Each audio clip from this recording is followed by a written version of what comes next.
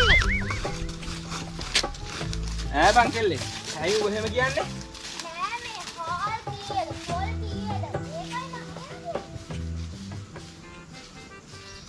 ඒක නම් එහෙම තමයි බංකෙල්ලේ. ඉතින් මොකක් කරන්නද බං? රට යන විදිහට අපි යන්නත් එපා. මෙන්න මෙහෙම වර යන්න.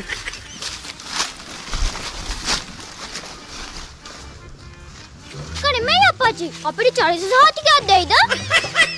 ඒ අප්පච්චි ඊයර ඩ්‍රම සේක නෝන රට චරිත නැති වෙන වැඩන්නේ කරලා තියන්නේ. මේ කෙල්ලේ අතන ග්‍රාම සේවක නෝනෝ ඉන්නවා. ඔය ඕනන්නේ නැති දේවල් ඔතන එහෙම කියන්න යන්න එපා උඹ. තේරුණාද? ග්‍රාම සේවක නෝනා. සිරිපාල මොකද මේ පැත්තේ? නෑ මේ ග්‍රාම සේවක නෝනේ.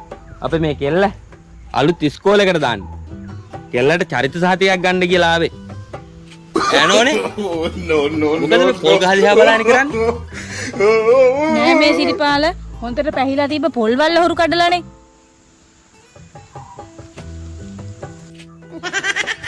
අනේ නිකන් ඉන්න නෝනේ බොරු නොකියා.